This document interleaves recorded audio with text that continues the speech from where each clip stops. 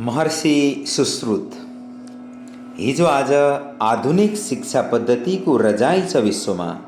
यसलाई सबै देश एवं राष्ट्रको स्वीकृति प्राप्त छ।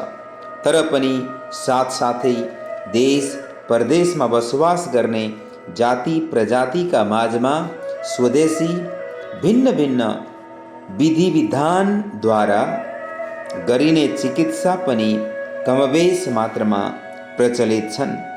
उदाहरणार्थ भारतको आयुर्वेद, चीनको अकुपंक्चर, जर्मनको होमियोपैथी आदि। यसबाहेक तन्त्र मन्त्र झारफुक पनि संसारमा लोप भएका छैनन्। भारतीय चिकित्सा विज्ञानमा प्राचीनतम र उत्तम मानिएको चिकित्सा पद्धति हो आयुर्वेद। यो चिकित्सा पद्धति 1000 ईसा पूर्व भन्दा पनि अघिबाट हाम्रो देशमा प्रारम्भ भएको पाइन्छ। यो चिकित्सा पद्धति ईसा पूर्व 1000 भन्दा पनि अघिबाट हाम्रो देशमा प्रचलित भएको पाइन्छ। आयुर्वेद ग्रन्थमा यस पद्धतिको विस्तारित विवरण पाइन्छ। प्राचीन चिकित्सा शास्त्र आयुर्वेदका प्रणेताहरूमा चरक, सुश्रुत, वाग्भट आदिको नाम प्रमुख रूपमा आउँछ। यस शास्त्रलाई प्राच्य विद्वानहरू 5औं वेद पनि मान्दछन्। अनि अनेक देशी रोग, व्याधि एवं स्वदेशी जलवायु र खाद्य पदार्थले पले बढेको शरीरमा विशेषतः आयुर्वेदिक चिकित्सा पद्धति लाभदायक सिद्ध भएको छ। विदेशी विद्वान थियोडोर ओफ्रेट्स को आयुर्वेदिक विषयक अनुसंधानात्मक रचनाका तालिकामा अनेक प्रकाशित प्रबन्धहरू बाहेक 1500 आयुर्वेद बारेमा लेखिएका पुस्तकहरूको उल्लेख छ। वेदमा पनि आयुर्वेदको केही वर्णन पाइन्छ। यस पद्धतिका प्रचलकहरूले आफ्ना घर परिवारमै यसको व्यवहार सीमित पारिराख्नु र प्रचार विमुख हुनु नै आयुर्वेदिक चिकित्सा पद्धति विश्वमा उचित रूपमा प्रसार या विस्तार नहुनुको कारण हुन गयो। यसरी पुस्तकहरू साथै यस विषयमा जान्नुपर्ने धेरै व्यावहारिक कुराहरू लोप पनि भए। बाँचेका संरक्षित रहेका आयुर्वेदिक चिकित्सा पद्धतिका बारेमा अनेक पुस्तकहरूमा सबैभन्दा उत्कृष्ट र प्रामाण्य ग्रन्थ हुन् चरक संहिता र सुश्रुत संहिता अर्थात् सुश्रुत तन्त्र। पण्डितहरू सुश्रुत रचित सुश्रुत तन्त्रलाई ईसापूर्व 1000 वर्षभन्दा पनि केही अघिको हो भन्ने कुरामा प्राय एकमत छन्। तर पनि मत विरोध रहेकै छ। सुश्रुतका आयुर्वेद सम्पर्कीय वर्णन र लेखहरू पनि आउने आयुर्वेद विज्ञानी नागार्जुन र अन्य ख्यातिलब्ध चिकित्सकहरूले केही संशोधन एवं परिवर्तन पनि गरेका छन्। सुश्रुतका बारेमा पश्चिमका विद्वानहरूको मन्तव्य यस्तो छ। संस्कृत साहित्यमा सुश्रुतको रचना साह्रै उल्लेखनीय र अत्यन्त महत्त्व छ। अस्त्रोपचारक व्यावहारिक विज्ञान सुश्रुतले नै पहिलो पटक परिवर्तन गरे। कुनै व्यक्ति सुश्रुत शब्द अरबी भाषाबाट उद्भव भएको र सुश्रुत भारतीय नभएर विदेशी पो हुन् कि भन्ने ठान्छन्। तर यो सोचाइ र मन्तव्य सम्पूर्ण भ्रान्त साबित गरिदिन्छ। 350-335 भित्र वार नामका विद्वान परिव्राजकद्वारा रचित वर्णमूलक लेखले तिनका विवरणमा सुश्रुतलाई प्राचीन भारतीय ऋषि मानेको छ। महाभारतले पनि सुश्रुतलाई भुलेको छैन। त्यहाँ वर्णाए अनुसार सुश्रुत हुन् विश्वामित्र वंशज सन्तान, धन्वन्तरी यिनका गुरु हुन् अनि आयुर्वेद चिकित्सा पद्धति विकास कार्यक्रममा सुश्रुतको स्थान ठिक धन्वन्तरी पछि दर्शाउँछ। त्यो यस प्रकार छ: ब्रह्मा, दक्ष प्रजापति, अश्विनी कुमारद्वय, इन्द्र, भारद्वाज, धन्वन्तरी, सुश्रुत, यता भारद्वाज, आत्रेय, अग्निवेश, बेला, जातुकर्ण आदि आयुर्वेदिक चिकित्सा पद्धति विकास क्रममा दुई दल विशेषज्ञको विशेष हात रहेको देखिन्छ। यस विज्ञानको भेषज मेडिसिन विभागलाई भारद्वाज, आत्रेय, अग्निवेश आदिले विकास गरी अगाडि बढाएका छन् भने अस्त्रोपचार जस्तो सूक्ष्म र नाजुक चिकित्सा विधि विधानको उन्नति र विकास धन्वन्तरी र सुश्रुतले गरेका छन्। सुश्रुत मुख्यतः अस्त्रोपचारक थिए, तर चिकित्सा विभागका विभिन्न शाखामा तिनको हात उत्तिकै पारदर्शी थियो। साथसाथै क्रम विकासका सृष्टिमूलक तथ्यहरू संक्षेपमा तिनी लेखेर पनि राख्थे। सुश्रुत तन्त्र या संहिता 8 प्रकारको अस्त्रोपचार वर्णित पाइन्छ। त्यो यस प्रकार छ: छेदन, अस्थि छेदन, अर्शको अस्त्रोपचार र अन्य छेदन कार्य अस्त्र व्यवहारद्वारा गरिन्थ्यो। छेदन अस्त्रोपचारमा विधिपात्र, करपात्र, नखशास्त्र, मुद्रिका, अर्धधारा, उत्पल पात्र आदि सूक्ष्म धारिला अस्त्र व्यवहार हुन्थे।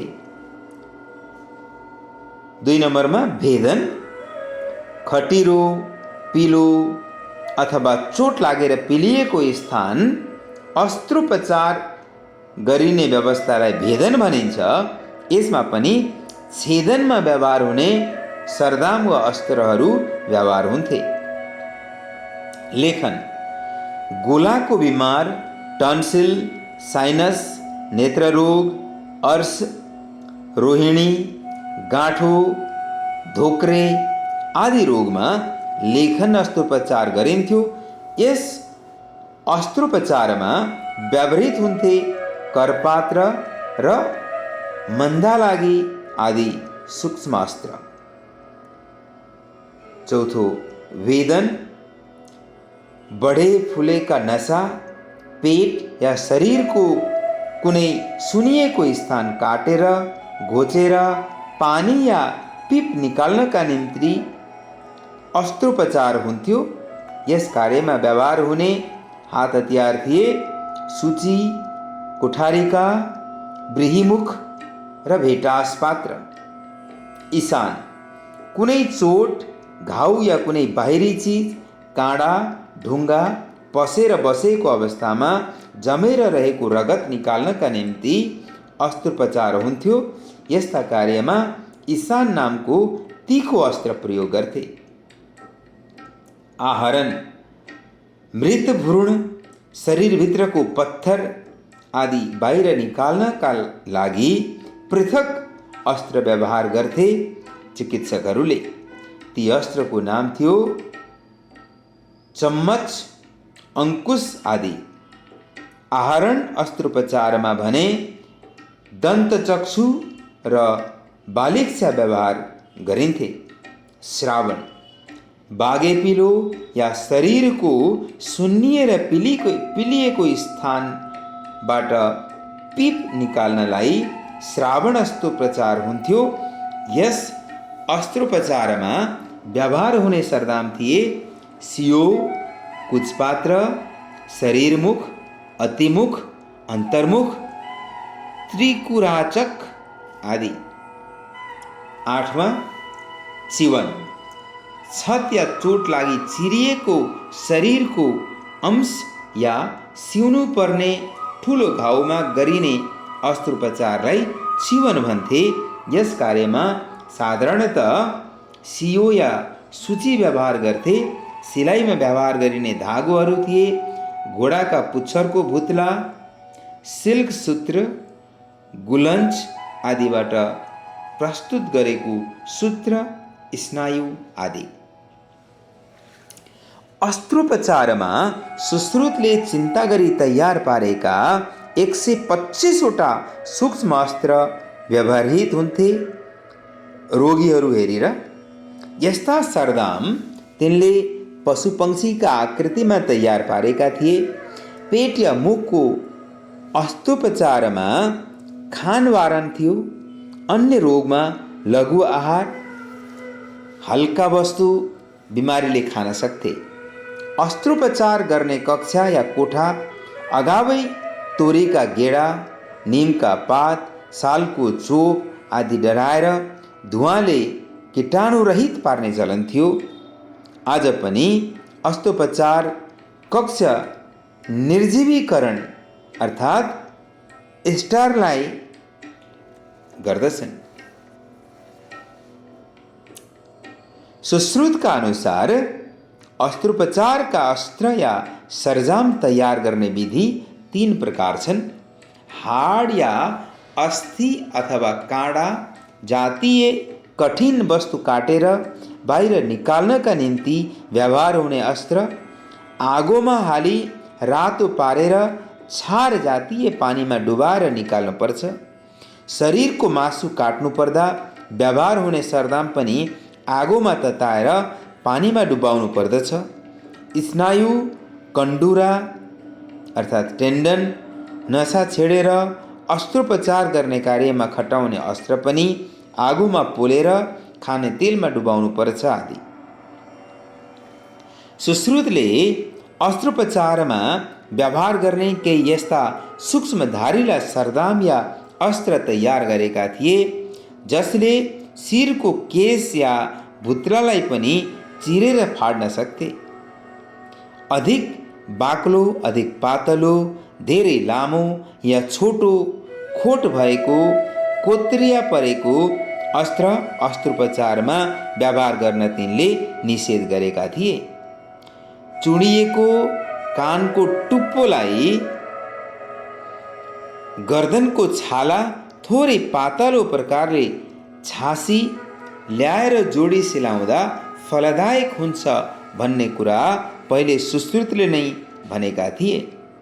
त्यसैले तिनलाई आजका प्लास्टिक सर्जरीका जन्मदाता पनि भन्दछन्। शरीरको अङ्गछेदन, नेत्रमा लाग्ने बादल अर्थात् क्याटरेक्ट, स्वस्थान छाडी विच्युत भएको शरीरको हड्डी आदिका अस्त्रोपचारको व्यवस्था पनि विश्वमा पहिले तिनले नै गरेका थिए। सुश्रुत चिकित्सा विज्ञानमा अस्त्रोपचारक मात्र होइन, शरीर क्रिया विज्ञानमा पनि पटु थिए।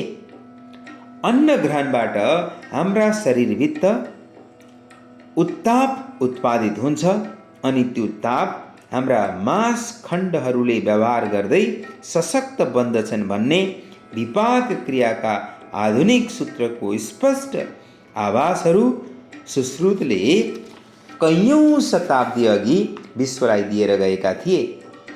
यी कुरा या तथ्यहरूको जानकारी वा ज्ञान प्राप्त भयो पश्चिम देशका विज्ञानी चिकित्सकहरूलाई धेरै युगपछि या युगौँपछि अर्थात् 18 शताब्दीका अन्ततिर।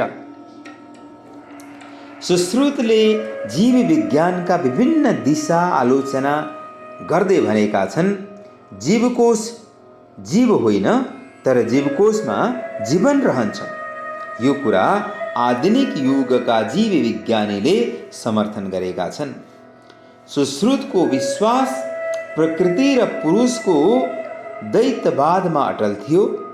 तिनी भन्ने गर्थे, मृतकहरूले बाँचिरहनुमा हामीलाई मद्दत पुर्याउँछन् अनि बाँचिरहने उपाय पनि दिन्छन्।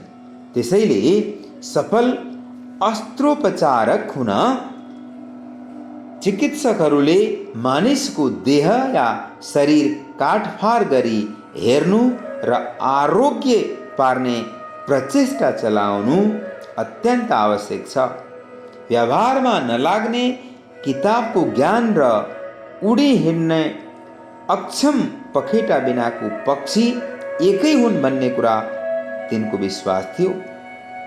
शरीर चिकित्सामा हिजो आज व्यवहार गरिने अस्त्रोपचारका यन्त्र सरंजाम ईसापूर्व कयौं शताब्दी अघि भारतीय अस्त्रोपचारक सुश्रुतले तयार गरी चिकित्साका कार्यमा खटाएका थिए।